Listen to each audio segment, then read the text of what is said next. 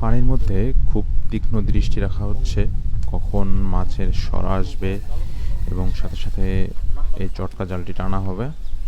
এই জায়গাটায় ভোরবেলা থেকেই প্রচুর মাছ ধরা পড়ছে। বেশ কয়েকদিন যাবৎ প্রচুর বৃষ্টি হচ্ছে, যার ফলে আশেপাশের অনেকগুলি পুকুর ডুবে গেছে এবং দেখতে পাচ্ছেন চারপাশে পানিতে থই থই করছে, যার ফলে এই ব্রিজের পাড়ে প্রচুর মাছ ধরা পড়ছে।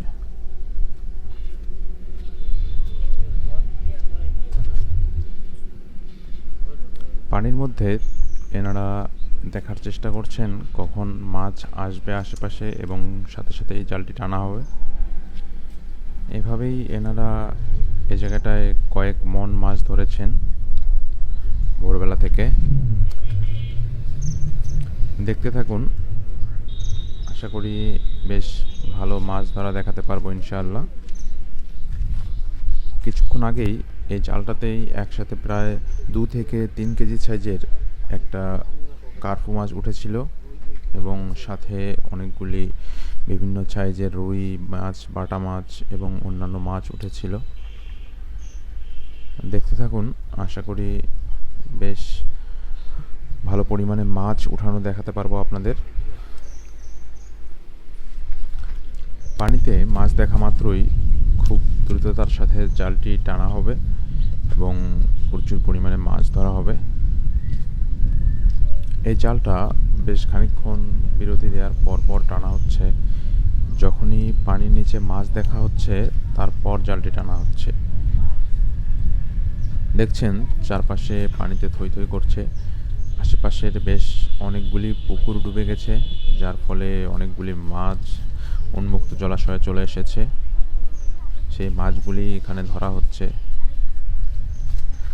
মাঝে মাঝে এই জালটাতে এত পরিমাণে মাছ উঠে আসছে যে জালটি পানি থেকে ওঠানো বেশ কষ্টকর ব্যাপার হয়ে যায়। আপনাদের সেটি দেখানোর চেষ্টা করব কি পরিমাণ মাছ এই জালটাতে উঠতেছে।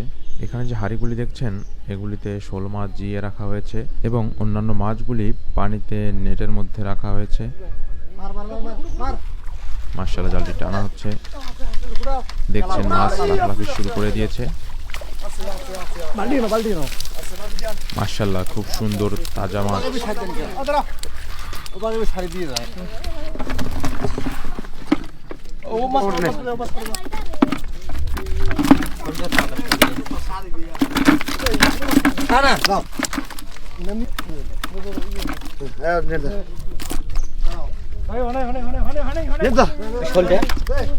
শোল টোল শোক হতো।